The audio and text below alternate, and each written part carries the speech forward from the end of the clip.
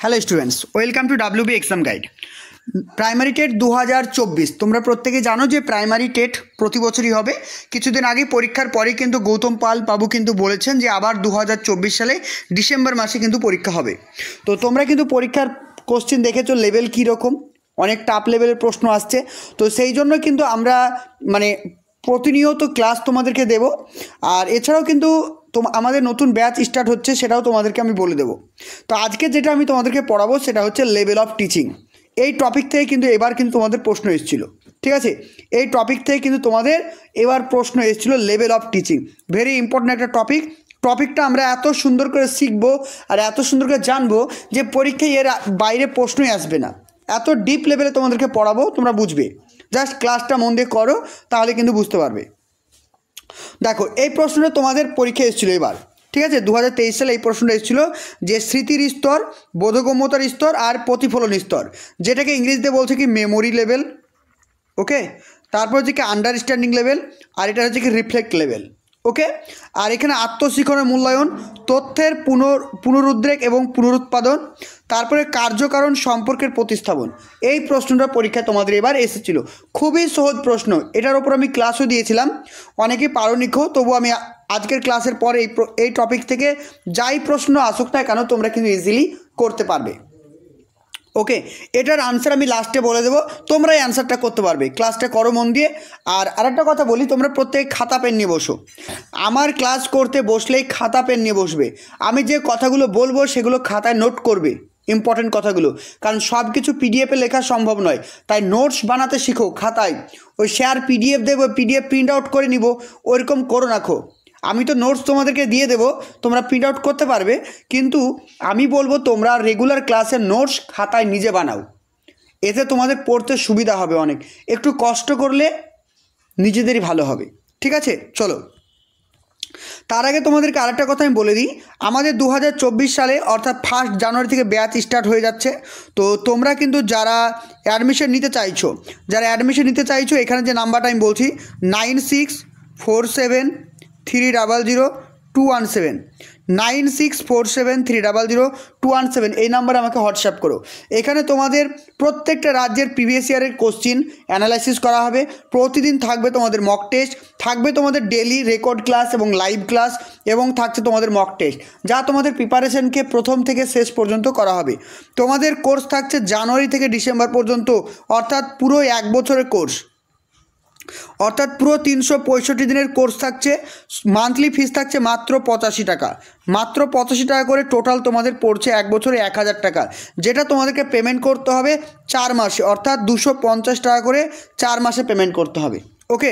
তার বিনিময়ে তোমরা কী কী কোর্স করতে পারবে? Food SI, PSC clerkship, miscellaneous, WB constable, upper primary, GNM, ANM এবং টেট, প্রত্যেকটা এক্সামের প্রিপারেশন তোমরা আমাদের ডাব্লিউবি এক্সামের গাইডের পক্ষ থেকে তোমাদেরকে দেওয়া হবে। চলো এবার আমরা ক্লাস করব, ঠিক আছে? ভালো করে ক্লাসটা মন দিয়ে করো, প্রত্যেকে মন দিয়ে পড়ো, খাতা পেন বের করো। যে কথাগুলো বলবো শুনবে, দেখবে পরীক্ষায় এর বাইরে কিচ্ছু আসবে না। তাহলে আজকের টপিকটা কি? আজকের টপিকটা হচ্ছে লেভেল অফ টিচিং, যেটাকে আমরা ইংরেজিতে বলি শিক্ষণের বিভিন্ন স্তর, যেটা পরীক্ষা আমাদের এসেছিল। মেনলি আমাদের যে শিক্ষণের স্তর রয়েছে সেটাকে আমরা 3টি ভাগে ভাগ করব।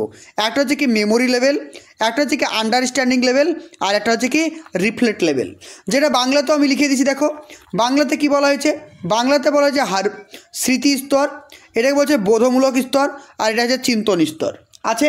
তাহলে বুঝতে পেরেছ, মেমোরি লেভেলকে বলছে স্মৃতি স্তর, আন্ডারস্ট্যান্ডিং লেভেলকে বলছে বোধ স্তর, আর রিফ্লেক্ট লেভেলকে বলছে কি চিন্তন স্তর। তাহলে এই যে স্তরগুলো আমরা জানলাম, এই স্তরগুলোর প্রবর্তককে বা এই স্তরগুলোর কথা কে বলেছেন দেখে নাও।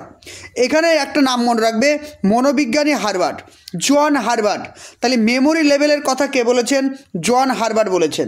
ভেরি ইম্পর্টেন্ট পয়েন্ট মনে রাখবে। তারপর আন্ডারস্ট্যান্ডিং লেভেলের কথা কে বলেছেন? মরিসন। মরিসন কোন লেভেলের কথা বলেছেন? Understanding level. আর এইখান থেকে হান্ট, এখানে কী হচ্ছে? হান্ট। এই হান্টের কথাটা মাথায় রাখবে, হান্ট বলেছেন রিফ্লেক্ট লেভেলের কথা। বোঝা গেল?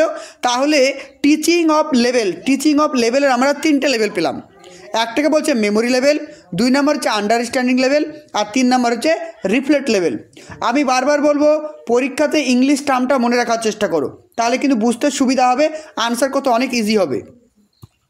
বাংলা তো তোমরা মনে রাখতে পারো স্মৃতি স্তর, বোধ স্তর আর চিন্তন স্তর। কে কোনটার প্রবর্তক এখানে আমি লিখে দিয়েছি, একটু নোট ডাউন করে লিখো।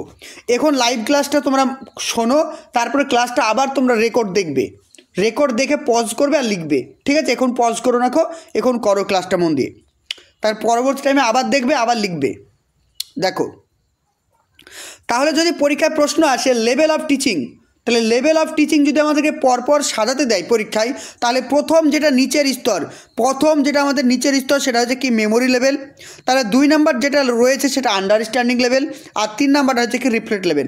যদি পরপর সাজাতে দেয়, মানে ডিসেন্ডিং থেকে অ্যাসেন্ডিং, বুঝলে, অ্যাসেন্ডিং অর্ডারে যদি সাজাতে দেয় তাহলে আমরা কি করব, অ্যাসেন্ডিং ওপরে যদি সাজাতে দেয় তাহলে আমরা কি করব, মেমোরি লেভেল, আন্ডারস্ট্যান্ডিং লেভেল এবং রিফ্লেক্ট লেভেল।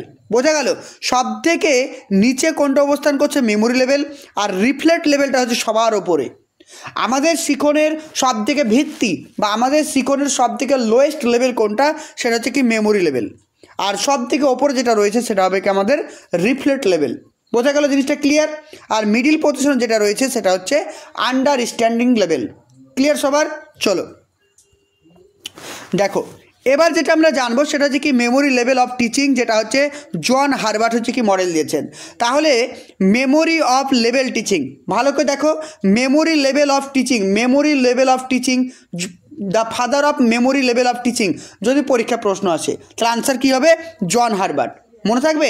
তাহলে যদি পরীক্ষায় প্রশ্ন আসে যে মেমোরি লেভেল অফ টিচিং প্রবর্তক কে, তাহলে আনসার হবে কি জন হারবার্ট। ওকে, হারবার্ট কিন্তু এই মডেলটি দিয়েছেন। ভেরি ইম্পর্টেন্ট পয়েন্ট, পরীক্ষার জন্য ভেরি ইম্পর্টেন্ট। তারপর দেখো, তারপর যেটা তোমাদের জন্য ভেরি ইম্পর্টেন্ট, ভালো করে শুনবে এবং মন দিয়ে ক্লাসটা করো, দেখবে কোনো কনফিউশন তোমাদের থাকবে না। এবার প্রত্যেকটা লেভেল সম্পর্কে আমরা জানবো। এবার যেটা জানবো সেটা হচ্ছে কি আমাদের মেমোরি লেভেলে কী কী জানবো। দেখো, মেমোরি লেভেলে কি পয়েন্ট, আমি যেগুলো পড়াবো সেগুলো কি পয়েন্ট, এই পয়েন্টগুলোই কিন্তু তোমাদের পরীক্ষার অপশানে থাকবে। এইগুলো বেশি গল্প করব না, জাস্ট পয়েন্টগুলো পড়বে, মনে থেকে যাবে। দেখো, এটা হচ্ছে কি লিস্ট থটফুল, এখানে শিক্ষার্থীদের বেশি চিন্তা করতে হয় না। লিস্ট মানে কি সব থেকে কম, এখানে চিন্তা করতে হয় না। যেমন দেখো, আমি তোমাদেরকে নামটা শেখাবো, 2 × 1 = 2, 2 × 2 = 4, 3 × 2 = 6, 4 × 2 = 8। তুমি পরপর মুখস্থ করে নিয়েছো। তুমি কি একবারও চিন্তা করেছো যে 2 আর 2 কেন 4 হলো, 2 আর 3 কেন 6 হলো? এখানে শিক্ষার্থীরা চিন্তা করে না, এখানে চিন্তার কোনো ভ্যালু নেই, এখানে চিন্তার কোনো স্কোপ নেই। অর্থাৎ শিক্ষার্থীরা কী করে, এখানে মুখস্থ করে, রোট মেমোরাইজেশন। বোঝা গেল? এখানে শিক্ষার্থীরা চোখ কান বন্ধ করে মুখস্থ করে বা ক্র্যামিং করে। ক্লিয়ার? তাহলে মুখস্থ করা বা রিকল করা কোন লেভেলের অন্তর্গত, সেটা হচ্ছে কি মেমোরি লেভেলের অন্তর্গত। তাহলে এখানে কি পেলাম, লিস্ট থটফুল, এখানে কিন্তু চিন্তার কোনো ভূমিকা নেই। বোঝা গেল? এখানে কিন্তু আমাদের কোনো চিন্তার ভূমিকা নেই। তারপরে কি বলছে, ডাটাবেস ইনফরমেশন বেস বা তথ্যভিত্তিক, অর্থাৎ এখানে শিক্ষার্থীদেরকে শিক্ষক মহাশয় যে তথ্যটা দেবেন সেটাই শিক্ষার্থীরা জানবে, এখানে তার বেশি কিছু না। আমি শিক্ষার্থীদেরকে বললাম যে 2 আর 4 লসাগু করলে কত হয়, 3 আর 4 লসাগু করলে কত হয়, 12 হয়। শিক্ষার্থীরা এখানে মুখস্থ করে নেবে যে 3 আর 4 লসাগু করলে 12 হয়। এরা শিক্ষার্থীরা মুখস্থ করে নিল, কেন 12 হলো, কী জন্য 12 হলো সেটা কিন্তু জানার চেষ্টা করবে না। বোঝা গেল মেমোরি লেভেলে? তাহলে মেমোরি লেভেলটা কি, ইনফরমেশন ভিত্তিক, অর্থাৎ ডেটা ভিত্তিক। যে ইনফরমেশনটা শিক্ষক দেবেন তারা চোখ কান বন্ধ করে এখানে তারা মুখস্থ করে নেবে হুবহু। এখানে কিন্তু কোনো রকম যুক্তি তর্ক চিন্তা করা কোনো ভূমিকা নেই। তারপরে পয়েন্ট দেখো, ভেরি ইম্পর্টেন্ট পয়েন্ট, তারপরেরটা দেখো, এখানে কি বলছে, ব্লুমের ট্যাক্সোনমি। আমি তোমাদের ব্লুমের ট্যাক্সোনমি পড়িয়েছি, তো ব্লুমের ট্যাক্সোনমির কগনিটিভ ডোমেনের নলেজের সঙ্গে সম্পর্কিত। দেখো এটা কি, এটা হচ্ছে ব্লুমের ট্যাক্সোনমি, দেখতে পাচ্ছ নিশ্চয়ই। আমি তোমাদেরকে জুম করে দিই একটু, তাহলে দেখতে সুবিধা হবে আরও। দেখো, দেখতে পাচ্ছ জিনিসটা, দেখো এটা তো ব্লুমের ট্যাক্সোনমি। এটা ব্লুমের ট্যাক্সোনমি। নিচে কি রয়েছে? নিচে রয়েছে নলেজ আছে, নিচে কিন্তু আমাদের রয়েছে নলেজ লেভেল। এই নলেজ লেভেলটা হচ্ছে কিসের সঙ্গে সম্পর্কিত? মেমোরির সঙ্গে সম্পর্কিত। তাহলে যদি পরীক্ষায় প্রশ্ন আসে যে লেভেল অফ টিচিং ব্লুমের ট্যাক্সোনমির কোন স্তরের সঙ্গে সম্পর্কিত, তাহলে আনসার করবে কি? নলেজের সঙ্গে সম্পর্কিত। মনে থাকবে? তাহলে ব্লুম ট্যাক্সোনমির নলেজের সঙ্গে আমাদের যে লেভেল অফ মেমোরি রয়েছে সেটা কিন্তু সম্পর্কিত। ওকে, কারণ এখানে নলেজে কি করা হয়? নলেজের শিক্ষক মহাশয় যেটা বলেন শিক্ষার্থীরা সেটাকে গ্যাদার করেন, সেটাকে গ্রহণ করে। বোঝা গেল? এটাকে বলছে কি নলেজ লেভেল বা মেমোরি লেভেল। ক্লিয়ার সবার? তারপরে পয়েন্ট দেখো, তারপরে পয়েন্টে কি রয়েছে দেখো, বলছে ফোকাস। এই লেভেল মেমোরি লেভেল যখন আমরা পড়ব কোন কোন জিনিসের ওপর আমরা ফোকাস করব। তাহলে কোন কোন জিনিসে ফোকাস করব? একটা হচ্ছে কি মেমোরি, মানে মুখস্থ করা। এখানে শিক্ষার্থীরা কি করবে? চোখ কান বন্ধ করে একদম মুখস্থ করে নেবে, ঠিক আছে। 2 নম্বর যে রিটেন, রিটেন মানে কি? ধারণ করা।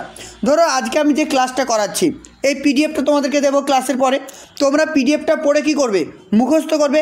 মুখস্থ করলে হবে না, পরীক্ষা পর্যন্ত তোমাকে মনে রাখতে হবে, অর্থাৎ তোমাকে ধারণ করতে হবে, গ্রহণ করতে হবে, যেটাকে ইংরেজিতে বলছে রিটেন করা। বোঝা গেল? এবার ধরো আমি শুধু ধারণ করলাম সেটা করলে হবে না, এবার তোমাকে সময় মতো পুনরায় মনে করতে হবে। যে তোমাকে আমি জিজ্ঞেস করলাম বলো তো মেমোরি লেভেল কার ওপর ফোকাস করে, তুমি বলতে পারলে, তার মানে কি? তুমি জিনিসটাকে রিকল করলে। বোঝা গেল? তাহলে প্রথমে আমি মুখস্থ করব, তারপরে ধারণ করব, প্রয়োজন অনুযায়ী আমি আবার মনে করব, আর তারপরে কি রয়েছে? রিপ্রডিউস। রিপ্রডিউস মানে কি? পুনরুৎপাদন। বোঝা গেল? তাহলে রিপ্রডিউস কথাটির মানে হচ্ছে পুনরুৎপাদন, এটা কিন্তু মাথায় রাখবে। তাহলে পুনরুৎপাদন মানে কি? যে পরীক্ষায় বসেছি আমি যে যতদিন পড়াশোনা করেছি সেটা পরীক্ষার খাতায় আমাকে প্রকাশ করতে হবে, তবেই তো আমার সাকসেস আসবে, আদারওয়াইজ আসবে না। তাহলে যতই আমি মুখস্থ করি না কেন, যদি আমি পরীক্ষার খাতায় রিপ্রডিউস করতে না পারি তাহলে কিন্তু আমার সাকসেস হবে না, বা আমার কিন্তু টিচিংটা কমপ্লিট হবে না। তাহলে এখানে কি কি জানলাম? এখানে জানলাম যে মেমোরি লেভেলে কি করতে হবে? মুখস্থ করতে হবে, ধারণ করতে হবে, পুনরায় মনে করতে হবে এবং পুনরুৎপাদন বা রিপ্রডিউস করতে হবে। ক্লিয়ার? আর এখানে কিন্তু কোনো রকম চিন্তা থাকে না, সেই জন্য এটাকে কি বলা হয়? থটলেস বলা হয়। এখানে লিস্ট থটলেস বা থটলেস দুটো একই জিনিস, ঠিক আছে। এখানে কিন্তু কোনো রকম চিন্তার কোনো ভূমিকা নেই। তারপরে বলছে কন্টেন্ট বেস, মানে বিষয়ভিত্তিক। বিষয়ভিত্তিক কেন? কারণ শিক্ষার্থীদেরকে আমি যেটা পড়াবো সেটাই তারা পড়বে, তার বেশি কিছু পড়বে না, অর্থাৎ বিষয়ের ওপরেই নির্ভর করবে। আমাকে যদি তুমি এখন একটা কিছু টপিক দাও, আমি কি করব? সেটা গুগলে সার্চ করব, ইউটিউবে সার্চ করব, অর্থাৎ বিভিন্ন কিছু জানার চেষ্টা করব। কিন্তু এখানে শিক্ষার্থীরা কি করবে? শিক্ষক মহাশয় যেটা বলবেন সেটাই কিন্তু তারা মনে রাখার চেষ্টা করবে, অর্থাৎ বিষয়টা হচ্ছে কন্টেন্ট বেস বা বিষয়ভিত্তিক। ক্লিয়ার? তারপরে বলছে previous knowledge two new knowledge, অর্থাৎ পূর্ব জ্ঞান থেকে নতুন জ্ঞান নির্মাণ। তাহলে এখানে শিক্ষক মহাশয় যখন শিক্ষার্থীদেরকে কোনো একটা টপিক পড়াবেন, অবশ্যই শিক্ষক মহাশয় তাদের পূর্ব জ্ঞানের সাপেক্ষে বা পূর্ব জ্ঞানের ভিত্তিতে কিন্তু শিক্ষাদান করবেন, অর্থাৎ মেমোরি লেভেলে কিন্তু প্রিভিয়াস নলেজের গুরুত্ব কিন্তু যথেষ্ট রয়েছে, এটাও কিন্তু মাথায় রাখবে। ওকে, তারপর নেক্সট দেখো, বলছে মেকানিক্যাল প্রসেস। মেকানিক্যাল প্রসেস মানে কি বোঝো? মেকানিক্যাল প্রসেস এই জন্য আমি বাচ্চাদের শেখাচ্ছি 3 × 3 3 3 2 6, ঠিক আছে, 3 3 9, ঠিক আছে। এইভাবে দেখো একদম পরপর আমি একদম বাচ্চাদেরকে মুখস্থ করাচ্ছি, অর্থাৎ বাচ্চারা জানে না কিভাবে গুণগুলো করতে হয়। তাহলে এটা কি? এটা হচ্ছে একটা মেকানিক্যাল প্রসেস বা যান্ত্রিক প্রক্রিয়া, অর্থাৎ তারা বুঝতে পারবে না জিনিসটা, কিন্তু তারা মুখস্থ করে নেবে। এটাকে আমরা কি বলবো? যান্ত্রিক প্রক্রিয়া বা মেকানিক্যাল প্রসেস। তারপর দেখো টিচার সেন্ট্রিক। অবশ্যই এই যে প্রক্রিয়াটা মেমোরি লেভেল, এটা কিন্তু টিচার সেন্ট্রিক, কারণ শিক্ষক মহাশয় যেটা বলবেন শিক্ষার্থীরা সেটা কিন্তু মনে রাখার চেষ্টা করবে, তাই পুরো প্রসেসটা কিন্তু একটা টিচার সেন্ট্রিক প্রসেস। তারপর বলছে টেক্সট বুক নলেজ। এখানে যে শিক্ষার্থীদেরকে নলেজ দেওয়া হয় বা জ্ঞান দেওয়া হয় সেটা কিন্তু পুরোটাই টেক্সট বুকের ওপর ভিত্তি করে। বোঝা গেল? অর্থাৎ বাইরের যে আউট নলেজ সেটা কিন্তু শিক্ষার্থীদেরকে দেওয়া হয় না, অর্থাৎ এই মেমোরি লেভেলের শিক্ষার্থীদেরকে যে জ্ঞান যে পড়ানো হয় সেটা কিন্তু অবশ্যই সেটা কিন্তু টেক্সট বুক ভিত্তিক। ওকে, কারো বুঝতে সমস্যা? চলো, ক্লাসটা একবার করলে হবে না, একবার দুবার তিনবার অন্তত করো, দেখো জিনিসটা মাথায় চলে আসবে। এগুলো থেকে পরীক্ষায় প্রশ্ন আসছে তোমাদের। তারপর নেক্সট দেখো, এবার আমরা দেখব কি জন হারবার্ট, হারবার্টের যে মডেলটা দিয়েছেন টিচিংয়ের, সেটা কিন্তু আমরা এই যে চারটে দেখো, একটা প্রথমে কী পাবো, ফোকাস, সিনটেক্স, সোশ্যাল সিস্টেম এবং সাপোর্ট লার্নিং। এর বাংলা খুঁজতে যেও না, কিছু কিছু জিনিস আছে যার বাংলা খুঁজতে যেও না, একদম শেষ হয়ে যাবা, ঠিক আছে। পরীক্ষা এগুলো ইংরেজিতে মনে রাখো, আনসার করতে সুবিধা হবে। এগুলো ওয়ার্ড টাইপের সিলেবাস, ঠিক আছে, এগুলো ইংলিশে মনে রাখো। তাহলে প্রথম হচ্ছে ফোকাস, ফোকাস মানে কি জানো, কোনো কিছুর ওপরে দৃষ্টি দেওয়া, সেটাকে বলছে ফোকাস। তারপর সিনট্যাক্স, সোশ্যাল সিস্টেম এবং সাপোর্ট লার্নিং। দেখো এখানে লেখা আছে সুন্দর করে, একটা হচ্ছে কি ফোকাস, 2 নম্বর যে syntax, social system, support system, আর হচ্ছে ইভ্যালুয়েশন। তাহলে এখানে আমরা কি জানলাম, এখানে জানলাম হারবার্টের যে মডেলটা দিয়েছেন সেখানে 5টা মানে স্টেপ রয়েছে। কটা স্টেপ রয়েছে? 5টা স্টেপ। একটা হচ্ছে কি ফোকাস, একটা হচ্ছে কি সিনট্যাক্স, সোশ্যাল সিস্টেম, আর সাপোর্ট সিস্টেম, আর ইভ্যালুয়েশন। যদি পরীক্ষায় প্রশ্ন আসে মেমোরি লেভেলের, টিচিং অফ মেমোরি লেভেলের মানে স্টেপ কটি রয়েছে, ভালো করে প্রশ্নটা বোঝো, টিচিং অফ মেমোরি লেভেলের কটি স্টেপ রয়েছে, তাহলে আনসার করবে 5টা। কী কী? একটা focus, syntax, social system, support system, আর ইভ্যালুয়েশন বা মূল্যায়ন। বোঝা গেল? চলো নেক্সট দেখো। এবার যেটা আমরা পড়বো ভালো করে একটু বোঝার চেষ্টা করো, ইংলিশে আছে, আমি বাংলাতে বুঝিয়ে দিচ্ছি। ইংলিশে পড়লে তোমাদের আনসার করতে সাইকোলজি অনেক সহজ হবে, কারণ কিওয়ার্ডগুলো কিন্তু ইংলিশেই থাকে। তাই একটু কষ্ট করে হলে শোনো, প্রয়োজনে আমি যেটা বাংলাতে বলবো সে বাংলার টার্মটা কিন্তু খাতায় লিখে রাখো, তাহলে হয়ে যাবে। আমি তো বাংলায় বুঝিয়ে দিচ্ছি। দেখো এখানে কি বলছে, ফোকাস। ফোকাস মানে কি? কোনো কিছুর ওপর ফোকাস করা। বলি না এই ফোকাস করো, ক্যামেরাম্যান ফোকাস করো, বলি তো আমরা। তাহলে এই যে ফোকাস করা মানে কেন্দ্রবিন্দুতে কোনো কিছু দৃষ্টি দেওয়া, সেটাকে বলছে দৃষ্টি দেওয়া, দৃষ্টিপাত করা, এটাকে বলছে ফোকাস করা। কি বলছে দেখো, ইমফাসিস, ইমফাসিস মানে কি? জোর দেওয়া। কিসের ওপর জোর দিচ্ছে? ক্র্যামিং। ক্র্যামিং কথার অর্থ হচ্ছে মুখস্থ করা, চোখ কান বন্ধ করে একদম মুখস্থ করা। কিসের ওপরে? ফ্যাক্ট, অর্থাৎ শিক্ষক মহাশয় যে তথ্যটি দেবেন, বাংলা লিখে রাখো। এখানে কি বলছে, ফোকাসের ওপরে কি হচ্ছে, ফোকাস পয়েন্ট করো, যে বাংলায় লেখো। এখানে শিক্ষার্থীরা শিক্ষক মহাশয়ের দেওয়া তথ্যের ওপরে কি করে? মুখস্থ করে। শিক্ষক মহাশয়ের তথ্যগুলোকে মুখস্থ করে বা ক্র্যামিং করে। ইনফরমেশন অ্যান্ড ডেভেলপমেন্ট ফর্ম হচ্ছে কি ফলোয়িং ক্যাপাবিলিটি। এছাড়াও কী কী ক্যাপাবিলিটিগুলো ডেভেলপ করা হয় দেখে নাও। এখানে কি করা হচ্ছে, একটা যে ট্রেনিং হচ্ছে কি মেন্টাল অ্যাসপেক্ট, ঠিক আছে, মেন্টাল অ্যাসপেক্ট, শিশুদের যে স্মৃতি রয়েছে সেটার প্রস্তুতি করানো হয়। প্রোভাইডিং নলেজ অফ ফ্যাক্ট, বিভিন্ন তথ্য সম্পর্কে জ্ঞান দেওয়া হয়, ঠিক আছে, বিভিন্ন ডেটা রিলেটেড ইনফরমেশন দেওয়া হয়, এটা বলছে প্রোভাইডিং নলেজ অন ফ্যাক্ট। তারপর যে রিটেনিং মানে কি? ধারণ বলে দিলাম, মানে কোনো কিছু পড়ে সেটাকে মনে করা। রিকলিং মানে কি? রিকলিং কথার অর্থ হচ্ছে পুনরায় মনে করা। আর রিপ্রেজেন্টিং মানে সেটাকে পুনরুৎপাদন করা। দেখো পরীক্ষায় অপশানে এই পয়েন্টগুলোই ছিল, দেখো আমি তোমাদেরকে দেখিয়ে, দেখো মেমোরাইজেশন, দেখো এখানে তুমি দেখবে ইংলিশটা যদি দেখো পরীক্ষায়, তাহলে এখানে কিন্তু তাই ছিল। তাই তো বলছি আমি, ইংলিশটা ভালো করে জানো, তাহলে দেখবে সব কিছু তোমরা পরীক্ষায় ইজিলি পাচ্ছ। চলো তারপর দেখো, ভেরি ভেরি ইম্পর্টেন্ট, এর কোনো বাংলা করবে না, ঠিক আছে, আমি বাংলায় বলে দেবো, তবু বাংলা করতে যেও না, ইংলিশে পরপর মনে রাখবে, ঠিক আছে, আমি বলে দিচ্ছি মনে রাখো। যদি পরীক্ষায় প্রশ্ন আসে যে মেমোরি লেভেলে জন হারবার্টের স্টেপগুলি কী কী, তাহলে জন হারবার্টের যদি স্টেপ চাই, তাহলে পরীক্ষা প্রশ্ন শিখন সম্পর্কিত জন হারবার্টের স্টেপগুলি কী কী, তাহলে প্রথম হচ্ছে কি? প্রিপারেশন, এটা 1 নাম্বার, ওকে, এটা হচ্ছে কি 2 নাম্বার, এটা হচ্ছে কি 3 নাম্বার, এটা 4 নাম্বার, আর এটা হচ্ছে 5 নাম্বার। পরীক্ষায় তো পরপর সাজাতে দেয়। কিছুদিন আগেই তোমাদের 2023 সালে যে পরীক্ষাটা হয়ে গেল, সেখানে কিন্তু দেখবে পরপর সাজাতে দিয়েছিল না? দিয়েছিল। তাই পরপর মনে রাখো। তাহলে পরপর মনে রাখলে কি পাবো? প্রথমে পাবো আমরা কি? প্রিপারেশন।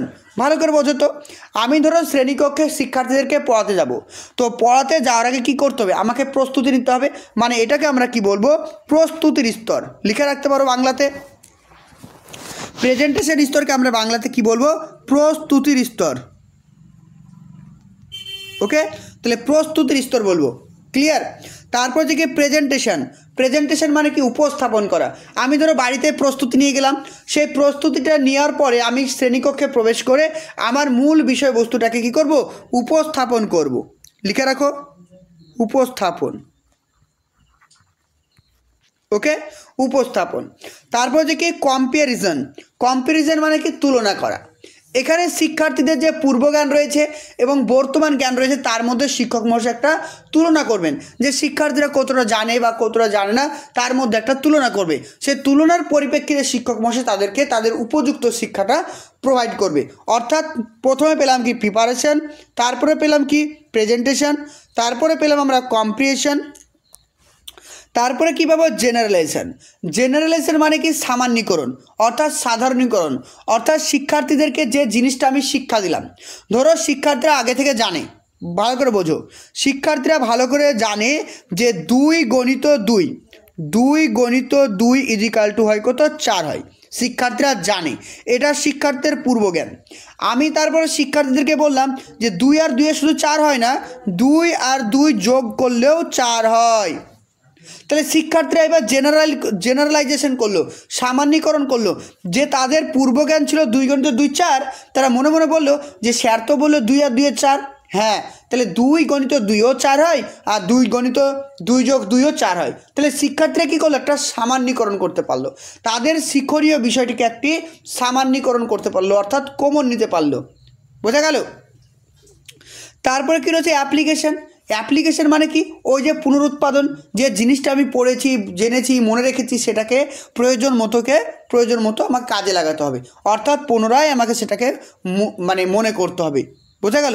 এটাকে বলছি অ্যাপ্লিকেশন। তাহলে পরপর মনে রাখবে কি কি, একটা হচ্ছে কি প্রিপারেশন, প্রথম পয়েন্ট কি, প্রথম পয়েন্ট হচ্ছে কি প্রিপারেশন, ঠিক আছে প্রিপারেশন।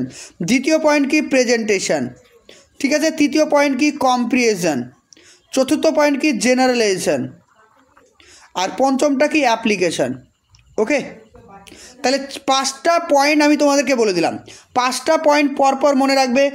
প্রিপারেশন হচ্ছে 1 নাম্বার, 2 নম্বরে প্রেজেন্টেশন, 3 নম্বর হচ্ছে কম্প্যারিজন, 4 নম্বর হবে জেনারেলাইজেশন, আর 5 নম্বর হবে অ্যাপ্লিকেশন। পরপর কিন্তু এইভাবে কিন্তু তোমরা পরীক্ষায় মনে রাখবে, ঠিক আছে? পরপর, ভুল যেন না হয়, পরীক্ষায় আসবে কিন্তু মনে রাখবে। ওকে, ক্লিয়ার? চলো এবার নেক্সট স্টেপটা দেখো, নেক্সট কী আছে দেখে নাও।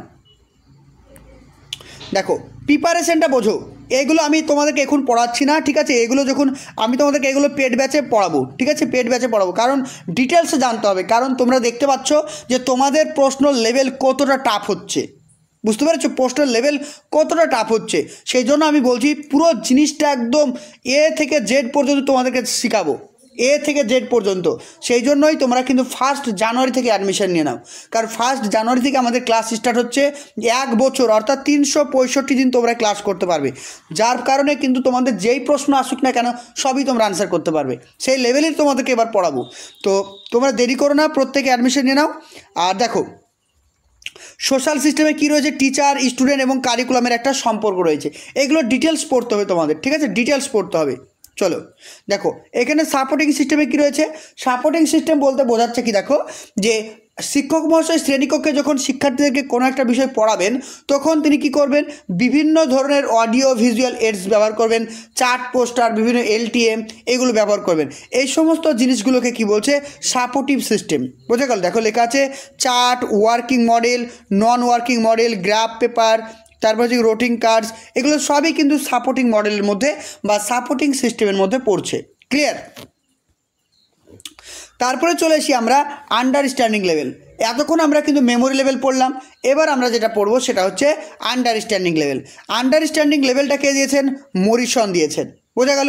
তাহলে মরিসনের আন্ডারস্ট্যান্ডিং লেভেল সম্পর্কে এবার আমরা জানবো। দেখো প্রত্যেকটা জিনিস ইম্পর্টেন্ট, ঠিক আছে? কোনো কিছু পরীক্ষার জন্য বাদ না, সব কিছু জানতে হবে। দেখো প্রথমে যেটা জানবো সেটা হচ্ছে আন্ডারস্ট্যান্ডিং লেভেল। এখানে কি যে কম্প্যারিজন, কম্প্যারিজন মানে কি তুলনা করতে পারবে, অর্থাৎ শিক্ষার্থীরা যে কোনো জিনিসের, যেমন আমি তোমাকে বললাম যে বলো তো কুকুর এবং ভেড়ার মধ্যে কী তুলনা, আমি বললাম বাঘ এবং ভাল্লুকের মধ্যে কী তুলনা, অর্থাৎ শিক্ষার্থীরা এখানে বাঘ এবং ভাল্লুক অর্থাৎ দুটো প্রাণীর মধ্যে তুলনা করতে পারবে, অর্থাৎ দুটো জিনিসের মধ্যে পৃথক পৃথক দুটো জিনিসের মধ্যে তুলনা করতে পারবে। এটাকে বলছে কি কম্প্যারিজন বা তুলনা করা। তারপরে কি বলছে দেখো, তারপরে বলছে রিলেশন তৈরি করতে পারবে, রিলেশন বিটুইন ফ্যাক্ট এবং রুলস। তাহলে বাস্তবের সঙ্গে কি করতে পারবে, একটা সম্পর্ক তৈরি করতে পারবে। এসেছিল তোমাদের পরীক্ষায় এই রিলেশন বা সম্পর্ক দিয়ে পরীক্ষা প্রশ্ন, দেখো তো কোশ্চেনটা, এসেছিল।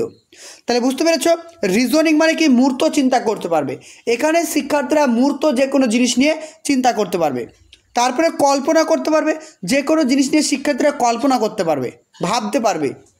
তারপরে থটফুল, অবশ্যই আন্ডারস্ট্যান্ডিং লেভেলটাতে কি রয়েছে, চিন্তার শুরুয়াত হয়, মানে এখানে শিক্ষার্থীরা চিন্তা করতে শুরু করে, এখানে শিক্ষার্থীরা চিন্তা করতে শুরু করে যে এই যে আন্ডারস্ট্যান্ডিং লেভেল, এই লেভেল থেকে শিক্ষার্থীরা কিন্তু চিন্তা করতে শুরু করে, এই লেভেল থেকে শিক্ষার্থীরা চিন্তা করতে শুরু করে।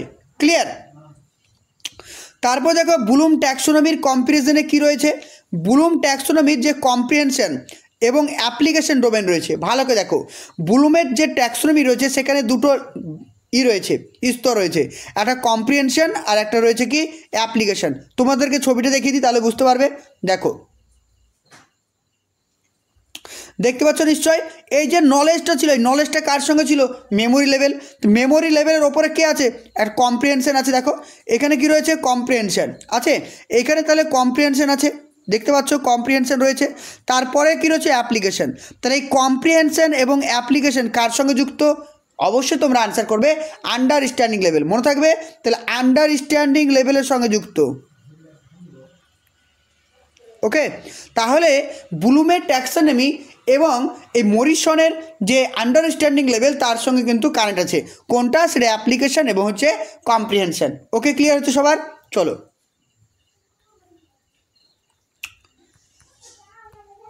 নেক্সট দেখো, নেক্সট কি বলা হয়েছে যে এখানে আরেকটা ফোকাস করা হয় কিসের উপরে, মাস্টারি অফ দ্য ওভার কনসেপ্ট। তাহলে প্রথমে আমরা মেমোরি লেভেলে কি জানলাম, যে এখানে একটি ফ্যাক্ট অর্থাৎ তথ্যের উপর ফোকাস করা হয়েছিল, যেখানে শিক্ষার্থীরা মুখস্থ করেছে, ঠিক আছে, ডেটা বেস ছিল।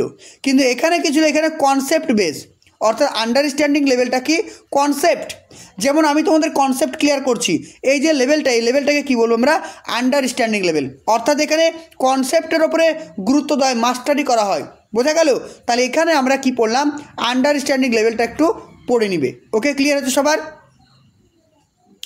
দেখো এখানেও মরিসন কিন্তু আন্ডারস্ট্যান্ডিং লেভেলের 5টি ধাপের কথা বলেছেন, মানে আন্ডারস্ট্যান্ডিং লেভেলের 5টি ধাপের কথা বলা হয়েছে। কি কি? একটা হচ্ছে কি focus, syntax, social system, support system আর ইভ্যালুয়েশন। সেম আগেরটাও যা ছিল পরেরটাও তাই, বোঝা গেল? শুধুমাত্র মরিসন লাগানো আছে বলে এটা আন্ডারস্ট্যান্ডিং লেভেল, আর আগেরটা হারবার্ট লাগানো ছিল বলে মেমোরি লেভেল ছিল। ক্লিয়ার? দেখো ফোকাস কিসের ওপর ফোকাস করবে আমি তোমাদেরকে বলে দিলাম, মানে সংক্ষিপ্ত আকারে। ডিটেলসে আমরা কিন্তু আরও পড়বো পেট ব্যাচে।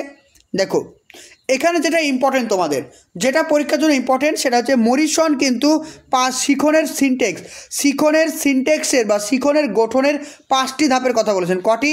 5টি ধাপ। ওখানে হারবার্টও কিন্তু 5টি ধাপের কথা বলেছেন, ঠিক তেমনি মরিসনও কিন্তু 5টি ধাপের কথা বলেছেন। কি কি দেখে নাও 5টি ধাপ, বাংলায় মনে রাখো বা ইংলিশে মনে রাখো, মনে রাখতে হবে। Number 1 exploration. এক্সপ্লোরেশন মানে কি অন্বেষণ করা, ঠিক আছে, এক্সপ্লোরেশন করা। তারপরে প্রেজেন্টেশন মানে উপস্থাপন করা। অ্যাসিমিলেশন মানে কি এক জায়গায় করা, আমরা পিঁয়াজের তথ্য পড়েছি না, অ্যাসিমিলেশন অ্যাকোমোডেশন, অর্থাৎ অ্যাসিমিলেশন মানে সংযুক্ত করা। আর অর্গানাইজেশন মানে কি গঠন করা। আর রিসাইটেশন মানে কি রিসাইট মানে কি আবৃত্তি করা। আমরা তো প্রত্যেকে জানি যে আবৃত্তি করা মানে পুনরুৎপাদন করা, মানে আবার প্রকাশ করা, বোঝা গেল? তাহলে নামগুলো কিন্তু পরপর, একদম পরপর মনে রাখবে, পরীক্ষা কিন্তু পরপর আসবে, ঠিক আছে? পরীক্ষায় সাজাতে দিতে পারে যে মরিসনের টিচিংয়ের ওপরে মেথডগুলো পরপর সাজান, তখন কি হবে, এক্সপ্লোরেশন হবে 1 নাম্বার, প্রেজেন্টেশন হবে 2 নাম্বার, অ্যাসিমিলেশন হবে 3 নাম্বার, আর অর্গানাইজেশন হবে 4 নাম্বার, আর রিসাইটেশন হবে আমাদের 5 নাম্বার, বোঝা গেল? তাহলে 1 number, 2 number, 3 number, 4 number, 5 number মনে করো, মুখস্থ করো। এক্সপ্লোরেশন, প্রেজেন্টেশন, অ্যাসিমিলেশন আর অর্গানাইজেশন, এই 5টা জিনিস কিন্তু ভালো করে মনে রাখবে। ক্লিয়ার হচ্ছে সবার? দেখো এবার যেটা পড়বো সেটা হচ্ছে আমাদের রিফ্লেকটিভ লেভেল। ওই যে তথ্যগুলো আছে এগুলো কিন্তু আমাদেরকে সবাইকে জানতে হবে, ডিটেলসে জানতে হবে এগুলো কি না কি সব, এগুলো সবই তোমাদের বাংলাতে করাবো। পেট ব্যাচে যখন তোমরা ক্লাস করবে সবই বাংলাতে করাবো, ঠিক আছে। তো এগুলো কিন্তু প্রত্যেকটা জানতে হবে, কারণ পরীক্ষায় তোমরা দেখতে পেয়েছো 5B মডেল থেকে কী ধরনের প্রশ্ন দিয়েছে। ঠিক এরকম প্রশ্ন দিতে পারে, এক্সপ্লোরেশন, প্রেজেন্টেশন দিতে পারে, তারপরে এদিকে আবার 4টে অপশান, তারপরে মিলাতে দিতে পারে, এইভাবে দিতেই পারে। পরীক্ষার প্রশ্ন জটিল হচ্ছে, তাই প্রত্যেকটা জিনিস আমাদেরকে জানতে হবে। তারপর নেক্সট দেখো, এবার যেটা জানবো সেটা হচ্ছে আমাদের রিফ্লেকটিভ লেভেল বা চিন্তন স্তর। এখানে কি কি জানবো দেখো, প্রথমত যেটা জানতে হবে এটা হচ্ছে মোস্ট থটফুল। এখানে শিক্ষার্থীদের সব থেকে বেশি চিন্তা করতে পারে, কারণ রিফ্লেকটিভ মানে কি চিন্তা করা, অর্থাৎ শিক্ষার্থীরা এখানে প্রচুর পরিমাণে চিন্তা করে। তার প্রবলেম বেস, এই যে লেভেলটা রয়েছে এখানে কি রয়েছে, সমস্যা।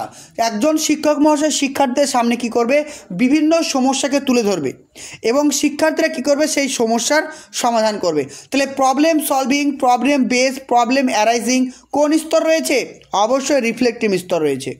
তারপর অরিজিনাল থিঙ্কিং, যেমন আমি তোমাকে জিজ্ঞেস করলাম, আচ্ছা বলো তো যে সূর্য যদি পূর্ব থেকে পশ্চিম দিকে ঘুরতো, বা আমি জিজ্ঞেস করলাম যে পৃথিবী তো আমরা জানি পশ্চিম থেকে পূর্ব দিকে ঘুরে, যদি পৃথিবীটা পূর্ব থেকে পশ্চিম দিকে ঘুরতো বলো তো কী হতো, তুমি তো ভাবতে শুরু করবে কী হতো, কী হতো। এই যে ভাবছো, এই ভাবনাটাকে কি বলছে তোমার ক্রিটিক্যাল থিঙ্কিং। কি বলছে, ক্রিটিক্যাল থিঙ্কিং বলছে। আর ভাবার পর তো তুমি তো কিছু না কিছু ব্যাখ্যা দেবে, সেই যে ব্যাখ্যাটা দিচ্ছ সেই ব্যাখ্যাটাকে বলছে অরিজিনাল থিঙ্কিং বা নিজস্ব চিন্তন। বোঝা গেল, নিজস্ব চিন্তন বা নিজস্ব মূল্যায়ন। ক্লিয়ার? তাহলে নিজস্ব চিন্তন বা নিজস্ব মূল্যায়ন। আর এক্সপেরিমেন্ট মানে কি, এক্সপেরিমেন্ট মানে আবিষ্কার করা, যে কোনো জিনিসকে খুঁজে আবিষ্কার করা, প্রকাশ করা। ডিসকভার মানেও তাই আবিষ্কার করা। আর এটা ব্লুম ট্যাক্সোনমির কার সঙ্গে যুক্ত, অ্যানালাইসিস এবং সিনথেসিস এবং ইভালুয়েশনের সঙ্গে যুক্ত। বেসিক্যালি কার সঙ্গে, বেসিক্যালি হচ্ছে অ্যানালাইসিস এবং সিনথেসিস। ওকে, তাহলে যদি পরীক্ষায় প্রশ্ন আসে যে রিফ্লেকটিভ লেভেল কোনটির সঙ্গে সম্পর্কিত, তাহলে আনসার হবে কি অ্যানালাইসিস আর সিনথেসিস, দুটো। তাহলে দুটো লেভেলের সঙ্গে যুক্ত, একটা হচ্ছে কি অ্যানালাইসিস আর একটা হচ্ছে কি সিনথেসিস। ক্লিয়ার হচ্ছে সবার? এই দুটো লেভেল কিন্তু ভালো করে মনে রাখবে। ওকে, আর আরেকটা জিনিস তোমাদেরকে এখানে বুঝিয়ে দিই, অ্যানালাইসিস মানে কি। এই যে এই শব্দটি রয়েছে অ্যানালাইসিস মানে কি, অ্যানালাইসিস মানে হচ্ছে বিশ্লেষণ করা।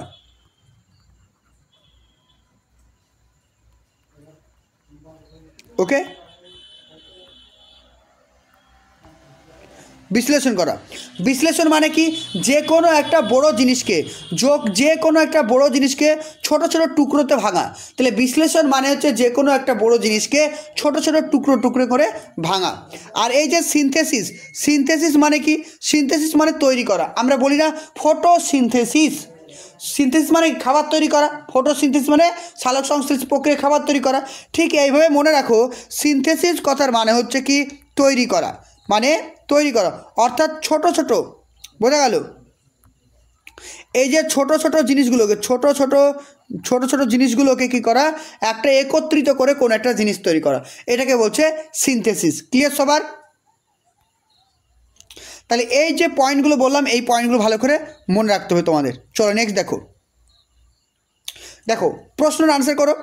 এরকম পরীক্ষা যদি প্রশ্ন আসে, দেখতেও পাচ্ছে প্রশ্নটা বলছে নিচের কোন ক্রমটি মরিসনের শিক্ষার পর্যায়ে সঠিকভাবে উপস্থাপন করে। একটা হচ্ছে কি আবৃত্তি মানে কি রিসাইট করা, ঠিক আছে। রিসাইট কি হবে, রিসাইট তো হবে না। তাহলে উপস্থাপন করা, প্রেজেন্টেশন কি প্রথমে হবে না, প্রেজেন্টেশন তো দ্বিতীয় স্তরে রয়েছে। অন্বেষণকে বাংলায় কি, ইংলিশে কি বলছে, এক্সপ্লোর করা। 2 নম্বর উপস্থাপন করা। 3 নম্বর হচ্ছে কি আবৃত্তি করা, রিসাইট করা, অ্যাসিমিলেশন করা আর সংগঠন করা। মিলছে না? 4 নম্বর দেখো, 4 নম্বর কী বলছে ভালো করে দেখো। 4 নম্বর বলছে যে অন্বেষণ করা, আবৃত্তি করা, উপস্থাপন করা, আত্মীকরণ করা আর সংগঠন করা। মিলছে না? তাহলে এখানে দেখো সব থেকে যেটা অপশান টেস্ট করে আমরা আনসার করব সেটা কি হবে দেখো, তোমাদেরকে দেখিয়ে দিই একবার। দেখো কি কি আছে, দেখো প্রথমে যেটা রয়েছে সেটা হচ্ছে কি এক্সপ্লোর করা, 2 নম্বরে হচ্ছে কি প্রেজেন্টেশন করা, 3 নম্বর হচ্ছে কি অ্যাসিমিলেশন করা, 4 নম্বর হচ্ছে কি অর্গানাইজেশন করা আর 5 নম্বর হচ্ছে কি রিসাইট করা। বোঝা গেল? রিসাইটেশন করা। এবার দেখো, এবার যদি ভালো করে দেখো, এবার এখানে কি বলছে, এখানে যদি আমি দেখি যে এখানে যদি প্রশ্নটা দেখি, প্রথমে আমি কি পাবো, অন্বেষণ করা। এটা তো মিলছে, কারণ অন্বেষণ করা এটা তো আমি জানি, ঠিক, অন্বেষণ করা, এখানে অন্বেষণ করা, আর বাকিগুলো নেই মানে বাকি দুটো বাদ। অন্বেষণ করা তার উপস্থাপন করা। দেখো এটার তুলনায় কিন্তু এটা অনেকটা সঠিক, ভালো করে বোঝো, অপশান ওয়াইজ কিন্তু আনসার করতে হবে। কিছু অন্বেষণ করা, তারপরে হচ্ছে উপস্থাপন করা, আবৃত্তি করার সবার লাস্টে হওয়া দরকার ছিল। তারপর দেখো এটা হওয়া কি দরকার ছিল, অপশানে হওয়া দরকার ছিল এটা হতো 1 নাম্বার, এটা হতো 2 নাম্বার, ঠিক, এটা হতো আমাদের 3 নাম্বার, এটা হতো 4 নাম্বার, আর এটা হতো আমাদের 5 নাম্বার, এইভাবে হতো। কিন্তু গোলমাল আছে, কিন্তু যেহেতু অপশানে ভুল আছে, হয়তো প্রশ্নটাই ভুল আছে হয়তো, সেই জন্য এখানে আমরা অপশান সি করবো আনসার।